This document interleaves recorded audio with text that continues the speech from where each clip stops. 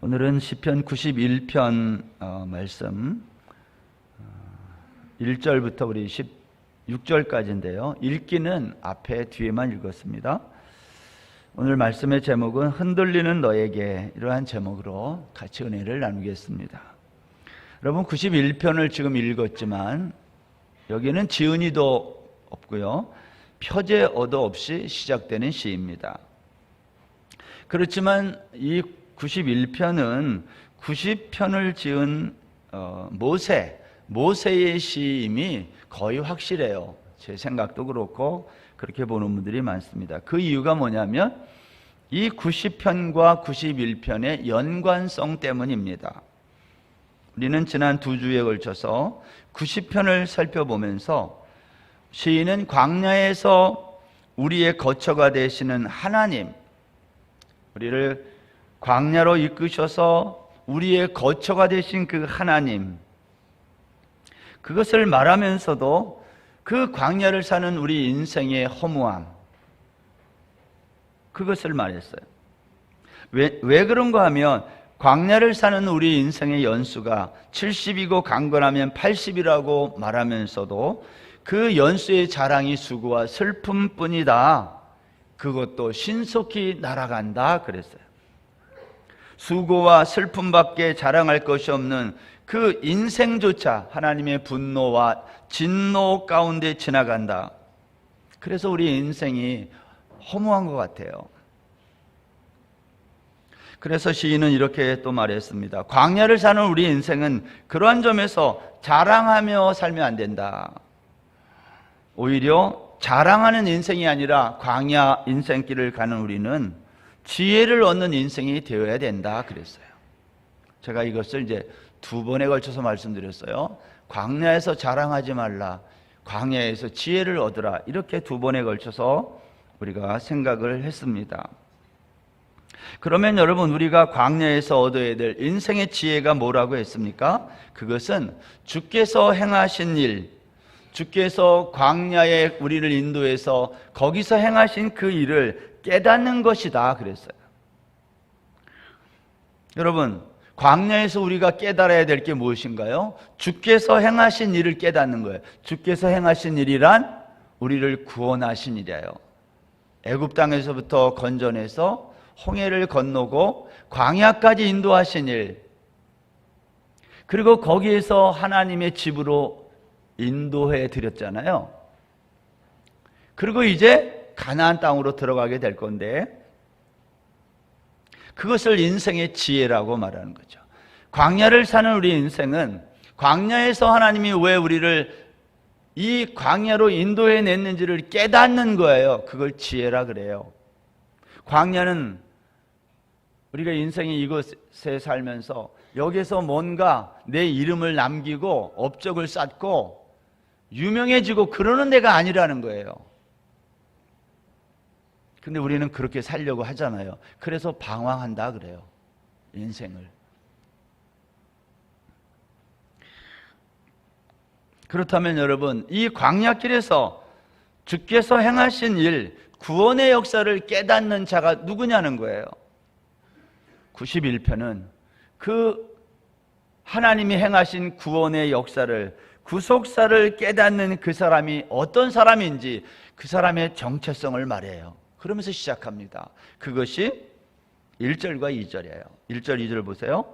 지존 자의 은밀한 곳에 거주하며 전능자의 그늘 아래에 사는 자요, 광야에서 하나님의 구원 계획을 깨닫는 자, 주께서 행하신 일을 깨닫는 자가 누구냐?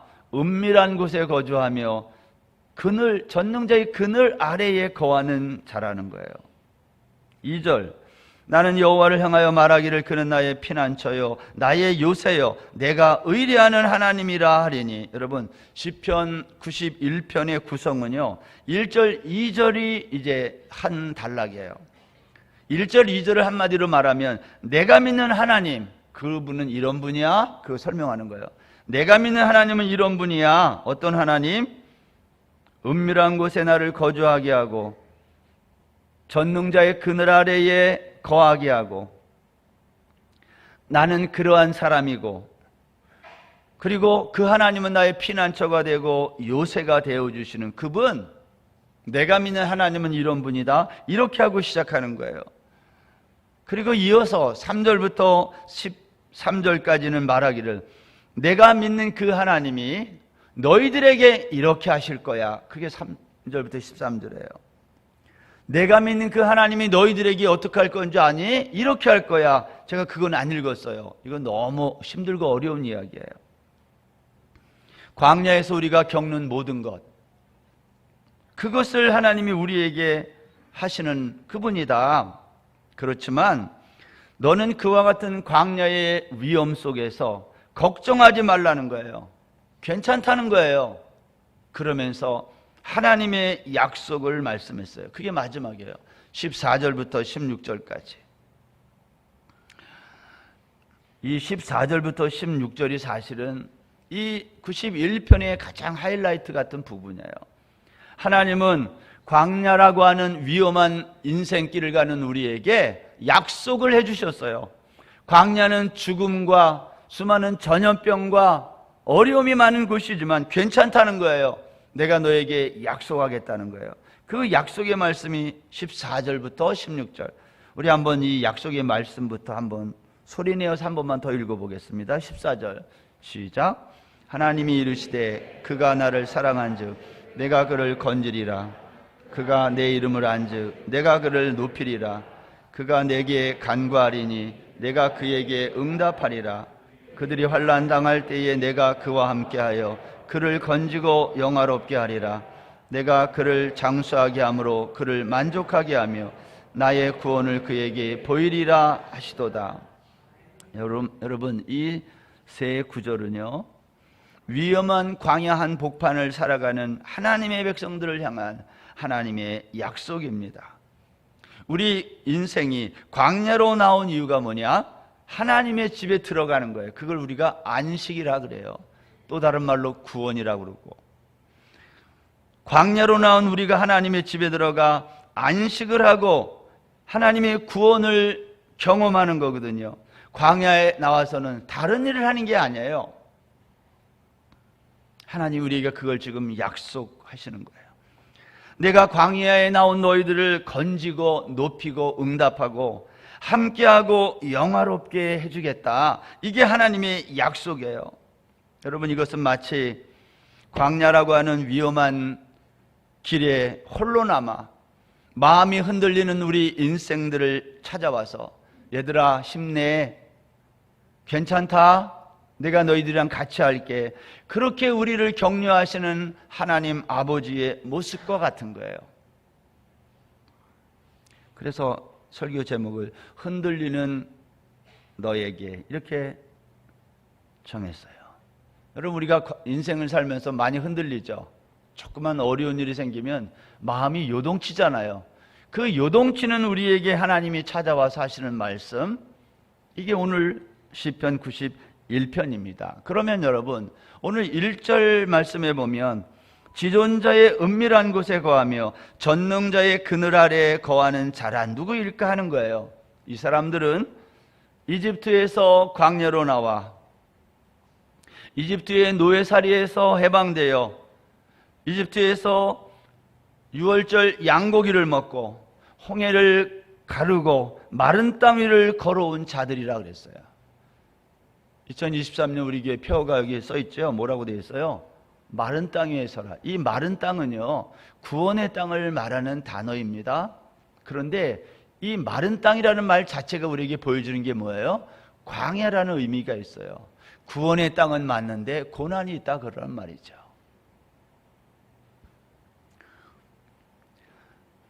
이집트를 나와서 광야로 나온, 홍해를 건너고 마른 땅을 딛고 선 이 광야에 나온 이 사람들, 이들은 누구냐?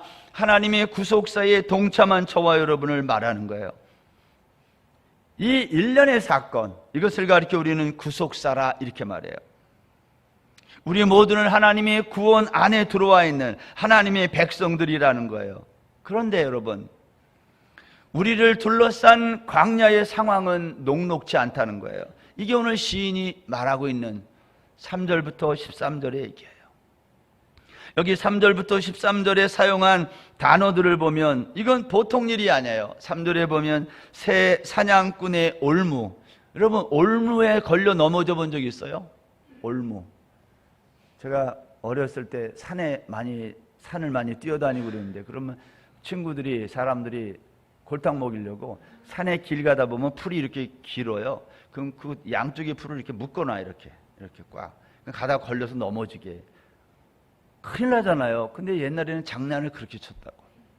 그 나도 한번 넘어지고 화가 나도 묶어놔. 다른 놈은 뭐라. 올무 같은 게 이런 거잖아요. 어디에 있는지 모르잖아요. 가다가 걸려 넘어지는 거예요.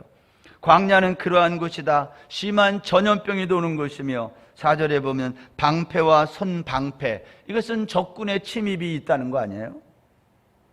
5절에 보면 밤의 공포와 낮의 화살, 이거는 시적인 표현이지만 광야에서 밤의 공포는 뭐겠어요? 맹수들, 들짐승들의 공격. 낮의 화살, 이것은 하늘의 뜨거운 태양빛을 말하는 거예요. 광야는 엄청 춥고 엄청 뜨거워요. 그렇죠? 성지순례 해보면 이런 경험할 수 있는데요. 요단강 동편에 요르단 그 지역에 가면, 거기에 광야를 가면 얼마나 밤에는 추운지, 파카 아무리 입어도 덜덜 떨리는데, 낮에는 뜨거운 태양, 그래서 낮에 화살이라고 한 거죠. 6절에 보면 어두워질 때의 전염병과 밝을 때의 재앙, 이 말은 이런 거죠. 밤낮으로 어렵다는 거예요. 어두워도 전염병, 밝아도 재앙, 밤낮이 힘들다는 거죠. 광야가 그런 곳이에요.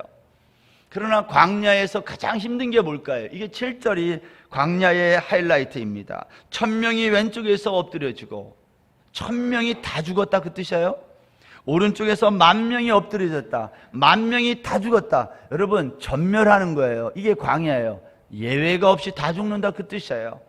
우리 인생은 광야에서 어떻게 된다고요? 다 죽는다는 거예요. 예외 없이.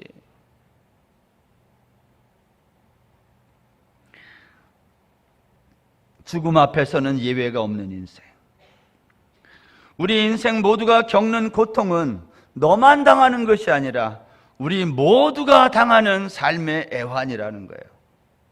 그런데 시인은 이러한 상황 속에서 이렇게 말하는 거예요. 3절부터 13절에 있는 내용을 말하기에 앞서서 1절과 2절에서 뭐라고 그랬어요? 여호와는 나의 피난처시요 요새여 의뢰하는 하나님이라 한 거예요. 이건 시인의 믿음인 거예요. 여러분, 시인은 자신을 너라고 말하면서 지존자의 은밀한 곳에 거주하며 전능자의 그늘 안에 사는 너, 그 누구겠어요? 자기. 너는 괜찮다는 거예요. 시인은 하나님을 우리의 피난처라고 말하고 있어요. 왜 그럼 우리가 이 광야에서, 전멸당해야 되는 이 광야에서, 이 위험한 곳에서 우리는 왜 그러한 위험으로부터 괜찮을까요? 그 이유는 하나님의 은밀한 곳에 거하기 때문이라는 거예요. 여기 1절에 하나님의 은밀한 곳, 4절에 깃으로 덮으시리니, 이 두 말은요 같은 것을 가르치는 거예요.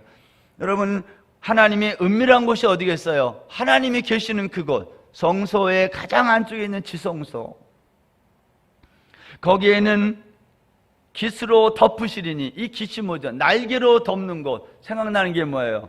지성소 안에 있는 언약궤와 그 언약궤를 덮고 있는 속죄소, 시은좌를 가르쳐요.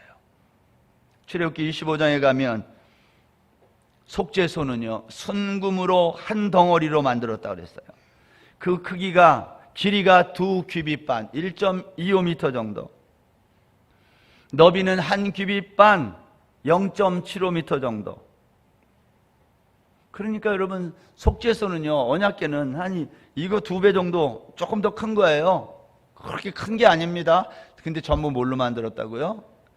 순금 덩어리로 만들었다. 그런데 이 속죄소는 양 끝에 그룹 천사들이 양 끝에 서서 날개를 이렇게 펼치고 이렇게 아래를 보고 있는 거예요. 이런 그림. 하나님이 이렇게 말씀했어요. 내가 그 두 그룹 사이에서 너희를 만나고 너희를 위하여 명령할 모든 일들을 이루겠다. 하나님이 내가 너희들을 거기서 만나 너희에게 할 말을 거기서 다 하겠다는 거예요. 어디에? 여기가 어디예요? 속죄소. 출애굽기 25장 20절 보세요. 그것을 설명한 성경인데요.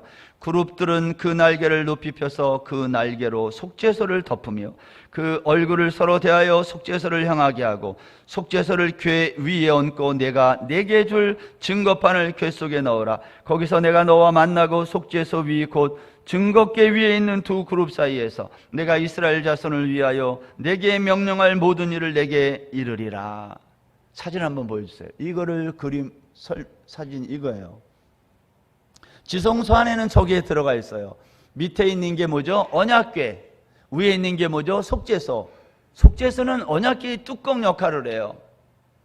그런데 여러분, 지성소 안에 언약궤가 있고 이 뚜껑, 이걸 속죄소라고 부르는데 이스라엘 백성들은 매년 1년에 7월 10일 날이 되면 1년에 하루 대제사장이 이 지성소 안에 들어가 여기 속죄소라고 부르는 언약궤의 뚜껑 위에다가, 저 위에 뚜껑이 있지만 저게 실제로는 약간 움푹해요.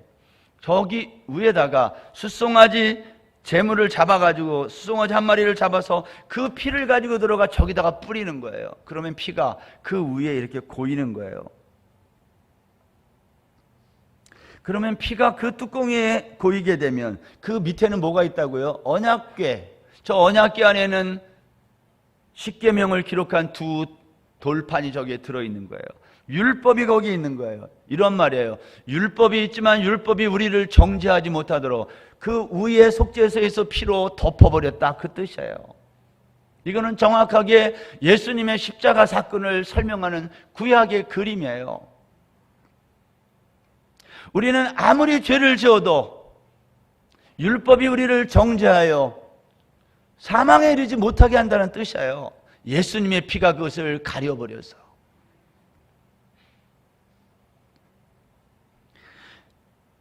우리가 심판에 이르지 아니하는 구원의 원리를 설명하는 거예요. 저 지성소가 오늘 본문 4절에 그의 기치로 덮고 그의 날개 아래에 피한다는 이 말, 바로 이것을 설명하는 똑같은 말이에요.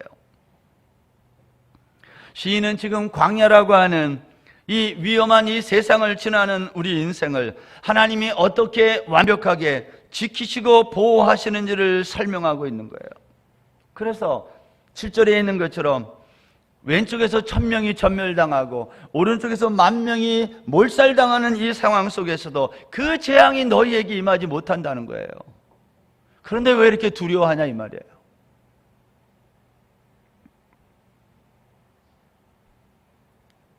여러분, 어떻게 하여 1000명이 전멸하고 10,000명이 몰살당하는 이 상황 속에서 우리는 죽지 않고 살아남을 수 있을까요? 그것은 속죄소의 피 때문이라는 거예요. 예수 그리스도의 십자가 때문에. 우리가 지난 몇 주 동안 힘들었어요. 뭐 때문에 힘들었어요? 반전 없는 인생 때문에 힘들었어요. 하나님은 우리의 기도에 응답하지 않는다는 거예요.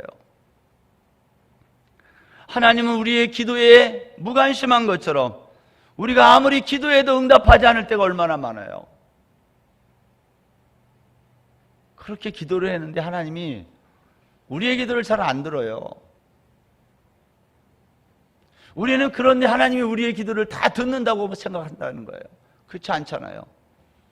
여러분이 기도했던 거 다 적어놔봐요. 그거 정말 하나님이 응답했나? 하나님은 우리의 기도에 응답하지 않아요. 실제로 우리의 인생에는 반전이 없다는 거예요. 그래서 우리는 그것이 힘들었어요. 그런데 오늘 91편은 그렇지 않다고 말하기 시작해요. 드디어 우리 광야 인생길에서 반전이 일어나는 거예요. 그러니까 성경을 읽을 때 90편까지만 딱 읽으면 아, 이거 믿을 수 없네 이 하나님, 이렇게 되는 거예요. 91편도 읽어야지. 우리의 인생을 연속선상에 놓고 인생 전체를 봐야 하나님이 누구인지 아는데 우리는 다 잘라가지고 하나님을 생각해요. 그래서 하나님을 불평하고 원망한다고요. 그렇지 않은 거예요. 드디어 우리 광야 인생길에도 반전이 일어난 거예요. 그 반전의 시작이 어디인가? 하나님을 나의 피난처로 삼고 나의 거처로 삼는 지성소에서 그 반전이 시작되는 거예요. 새 사냥꾼의 올무가 있는 곳, 전염병이 있는 곳, 공포가 있는 곳, 날아드는 화살이 있는 곳에서 우리는 밤에도 낮에도 잠시도 평안을 누릴 수 없어요. 그래서 정신들이 온전한 사람이 많지 않아요, 지금. 여러분 주변에 정신이 온전한 사람 몇 명이나 돼요? 어떤 사람은 약 없이는 못 살아요. 그것은 광야이기 때문에 그런 거예요. 우리는 밤에도 낮에도 평안을 누릴 수 없는 광야에서 산다는 것을 잊어서는 안 돼요. 그런데 오늘 시인은 그 광야에서 우리 인생의 반전이 일어났다는 거예요. 그 반전의 중심에는 지존자의 은밀한 곳, 속죄소의 비밀이 있다는 거예요. 이걸 모르면 인생은 힘든 거예요. 이것을 모르고 신앙생활하면 신앙생활을 제대로 할 수 없어요. 우리의 모든 죄와 허물을 다 덮어버리는 이 피의 능력, 이것이 지존자의 은밀한 곳에 있었던 것입니다. 저는 저와 여러분의 인생길에 이 속죄소의 비밀, 예수 그리스도의 십자가의 피가 우리의 모든 죄와 허물을 다 덮어주고 있다는 이 사실이 확실히 믿어지기를 주의 이름으로 축원합니다. 이게 안 믿어지면 불안해서 못 살아요. 나는 못 하잖아요. 이렇게 설교해놓고 저도 한 주간 동안 얼마나 많은 죄를 짓고 살까요? 목사도 그런데. 여러분, 그런데 오늘 시편 91편은요 여기서 끝나지 않는다는 거예요. 이제 여기서부터가 더 중요해요. 11절 이하에서 하나님은 이렇게 말씀했어요. 시인은 너를 위하여 그의 천사들을 보내고 너의 모든 길에서 하나님이 지킨다는 거예요. 뿐만 아니라 천사들이 손으로 너를 붙들어서 발이 돌에 부딪히지 않게 하고 내가 사자와 독사를 발로 밟게 한다는 거예요. 여러분, 이것은 광야길을 걷는 우리 모든 인생들에게 주시는 하나님의 위로의 말씀이에요. 여기에 반복하여 말하는 너가 있어요. 너, 그가 너를 위하여 그의 천사들을 명령하사 내 모든 길에서 너를 지키게 하심이라 할 때의 너. 여러분, 너는 누구일까요? 여기에 너는 시인을 포함한 우리 모든 인생을 가르치는 말이에요. 그런데 여기에 너가 시인을 포함한 우리 광야길을 걷는 인생들을 가르치는 말처럼만 보일까요? 그런데 여기에 약간 이상한 점이 있어요. 여러분, 이 구절은요 우리가 어디서 읽어본 듯한 구절이에요. 어디에서 읽어봤어요, 이것을? 예수님이 공생의 시작 직전 유대 광야에서 40일간 금식하셨을 때 마귀가 예수님을 찾아와 시험할 때에 마귀가 인용한 말이 이 말이에요. 마태복음 4장에 가면 마귀는 예수님을 성전 꼭대기에 세우고 말하기를 네가 만약 하나님의 아들이거든 뛰어내려라. 그러면 하나님이 너를 보호하기 위해서 천사들을 보내어 너의 발이 돌에 부딪히지 않게 해줄 거야. 이거 누가 말했다고요? 마귀가 말했어요. 이 말은 마귀는 구약 성경을 꿰뚫고 있었다, 그 뜻이에요. 우리는 사실 마귀보다 하나님의 말씀을 잘 몰라요. 하나님의 말씀 우리가 몰라. 마귀는 다 알고 있는 거예요. 그래서 그 구약에 있는 말씀을 인용해서 예수님을 시험하고 있는 거 아닙니까? 마귀는 어떻게 시편 이 91편에 있는 이 말씀을 알았을까요? 이걸 갖다가 인용한 거니까. 12절에 있는 말씀을 알았다면 13절의 말씀도 마귀는 알았을 거예요. 그 의미도 알았던 것입니다. 여러분, 13절 말씀에 보면 어떤 얘기가 나옵니까? 내가 사자와 독사를 밟으며 이런 얘기 나오잖아요. 여러분, 이 이야기는 예수님이 제자 70명을 전도대로 파송했을 때 그들이 사역을 다 마치고 돌아와서 기뻐하며 예수님께 보고할 때에 했던 말이에요. 자신들이 주의 이름으로 복음을 전할 때 귀신들이 항복했습니다. 이때 예수님이 뭐라고 말씀했어요? 누가복음 10장 18절 보세요. 예수께서 이르시되 사탄이 하늘로부터 번개같이 떨어지는 것을 내가 보았노라. 나도 다 봤어. 내가 너희에게 뱀과 전갈을 밟으며 원수의 모든 능력을 제어할 권능을 주었으니 너희를 해칠 자가 결코 없으리라. 너희들이 내 이름으로 귀신을 항복시키는 거 내가 다 알고 있다. 그리고 그 능력은 내가 너희들에게 준 거야. 너희를 해칠 자가 결코 없어. 여러분, 사탄은 자신이 여자의 후손에 의해서 멸망당한다는 것을 언제부터 알았어요? 창세기부터 알았어요. 사탄은 창세기에서 이미 선고를 받았어요. 여자의 후손에 의해서 자기가 망한다는 것을 알았어요. 그러니까 사탄은 이 말을 싫어할 수밖에 없어요. 그런데 시인이 지금 이 말을 하는 거예요. 사탄이 싫어하는 말들을 하세요. 사탄이 좋아하는 말 하지 말고. 창세기 3장 15절에 여자의 후손이 뱀의 머리를 상하게 한다, 이 말씀은 시인에 의해 시편 91편에서 인용된 이후에 언제 이 말씀이 그러면 성취되었어요? 그것은 십자가에서 성취됐어요. 마가복음 16장에 가면 예수님이 부활하신 후에 11 제자가 음식을 먹을 때에 부활하신 예수님이 그들에게 나타나서 이런 말씀을 했어요. 마가복음 16장 17절입니다. 믿는 자들에게는 이런 표적이 따르리니 곧 그들이 내 이름으로 귀신을 쫓아내며 새 방언을 말하며 뱀을 집어 올리며 무슨 독을 마실지라도 해를 받지 아니하며 병든 사람에게 손을 얹은즉 나으리라 하시더라. 예수님을 믿는 자들에게는 예수님의 이름으로 귀신을 쫓아내며 새 방언을 말하며 뱀을 집어올리고 무슨 독을 마실지라도 해를 받지 아니하고 병든 자에게 손을 얹으면 낫는다고 말씀했어요. 여러분, 이 말씀들이 언제 다 이루어졌나요?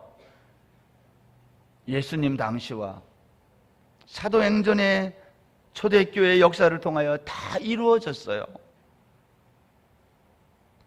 믿는 자에게 나타나는 이런 표적이란 뭘 말하는 거예요? 이것은 십자가 사건을 말하는 거예요. 믿는 자에게 나타나는 표적은 예수님이 십자가에서 이루신 그 표적을 말하는 거지. 오늘날도 예를 들면 독을 마셔도 죽지 않고 그런 게 아니에요. 독을 마셔봐야 다 죽지. 이건 그런 뜻이 아닌 거예요. 십자가의 사건을 설명하기 위해서 오늘 하나님이 이렇게 말씀한 거예요. 그런데 오늘날도 가끔 이런 표적이 나타나야 된다고 믿는 사람들이 있어요. 이것을 우리가 신사도 운동이라 그래요. 사도들이 했던 것을 새롭게 자기들이 한다. 그래서 신을 붙였다 이 말이에요. 신사도 운동. 이것은 옳은 신앙생활이 아니에요.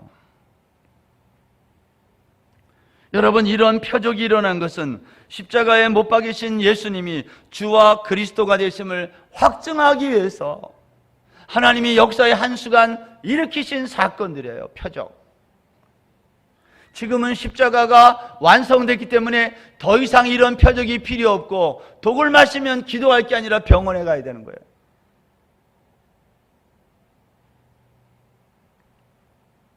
그런데도 오늘 이것을, 이 표적이 지금도 나타난다고 생각하는 사람들이 있어요. 이것을 믿고 쫓는 사람들도 있어요. 그렇지 않아요, 여러분. 왜 오늘날 이러한 일들이 계속 표적과 기사가 반복되지 않는다고 말하냐면 성경이 그렇게 말하니까. 그 증거가 초대교회에 있어요. 초대교회 당시 사도들은요, 오직 복음만을 전했어요. 사도행전 16장에 가면 바울이 빌립보 감옥에 갇혔다가 지진이 나서 옥문이 열리고 매인 것이 다 풀어졌어요. 빌립보 간수들은 죄인들이 다 도망가게 생기자 이제 우리는 책임을 다하지 못했다 해서 칼을 들어 자결하려고 할 때 바울이 크게 소리 지르면서 너희들 몸을 상하지 말아라. 우리 여기 다 있다 도망가지 않고. 그때 간수가 무서워 벌벌 떨며 바울과 실라 앞에 엎드려 말하기를 우리가 어떻게 하면 살 수 있습니까? 그때 바울이 뭐라고 그래요? 여기 잘 봐. 내가 기적을 하나 보여줄게. 그렇게 하지 않았어요. 주 예수를 믿으라. 그리하면 너와 내 집이 구원을 받으리라. 이렇게 말했어요. 만일 표적과 기적을 보고 사람들이 예수를 믿을 수 있었다면 사도들은 복음을 전하지 않고 표적과 기적만을 보여주었을 거예요. 그러나 사도들은 표적과 기적을 보여주려 하지 않고 오히려 가는 곳곳마다 십자가의 복음만을 전했어요.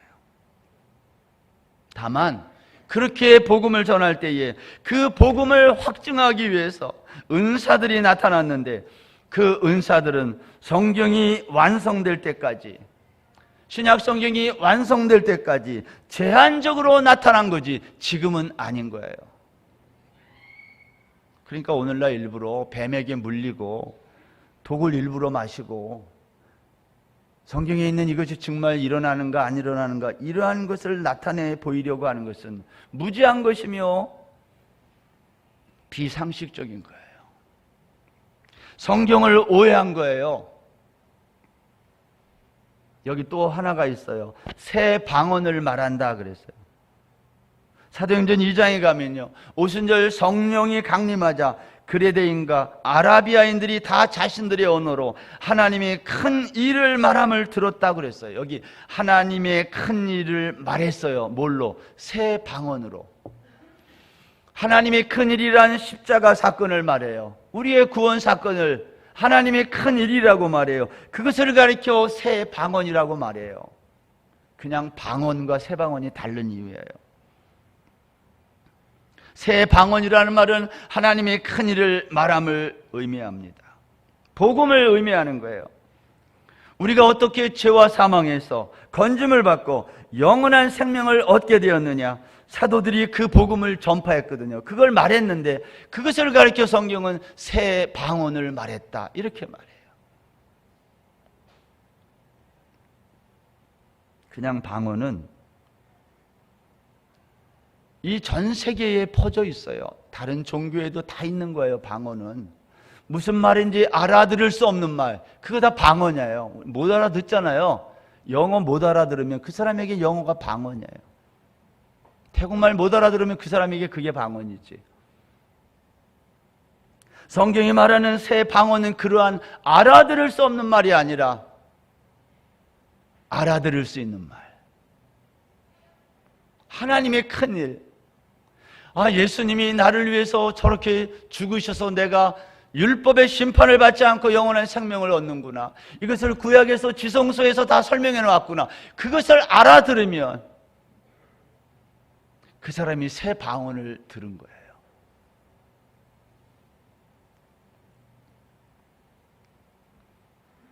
사랑하는 여러분, 우리가 광야 인생길을 걸으면서 꼭 깨달아야 될 것이 뭐냐? 하나님이 왜 나를 저 애굽과 같은 세상에서 건져내어 양고기를 먹게 하고 홍해를 건너서 마른 땅을 건너서 여기 광야에 이르게 했는가? 그것을 깨닫는 거예요. 한 번뿐인 인생 내가 멋지게 한번 뭔가를 이루어 보려고, 그거 다 쓸데없는 거예요. 사실은 그것은 내가 안 해도 할 사람이 많아요.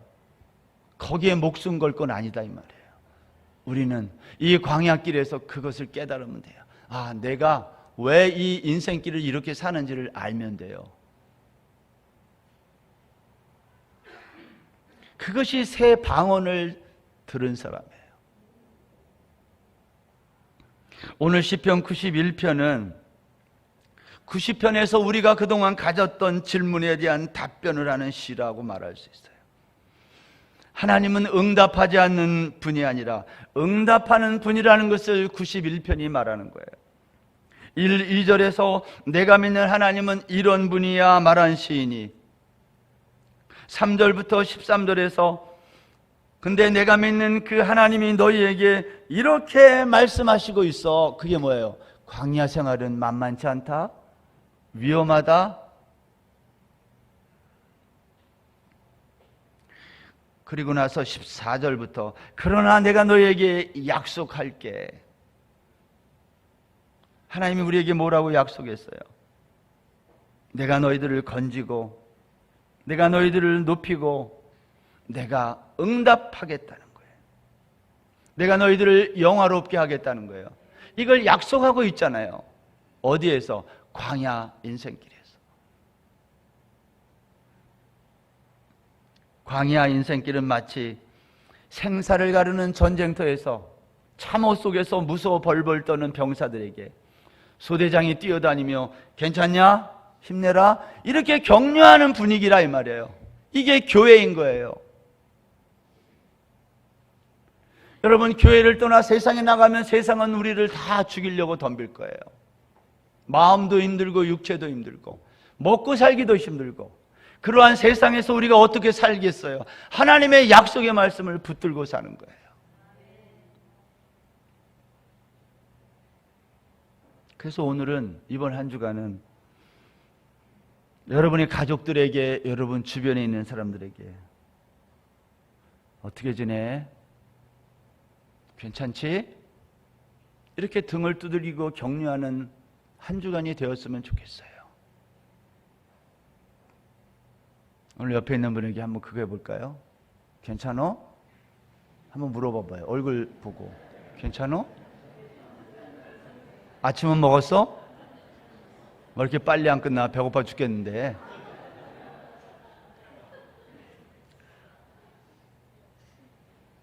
광야 인생길에서 우리가 해야 될 거, 나뿐만 아니라 내 주변에 있는 사람에게 너 좀 괜찮냐? 그러면 반응들을 좀 하시고 괜찮어. 그렇게 카톡을 열심히 보내는데 읽고 답장을 안 하면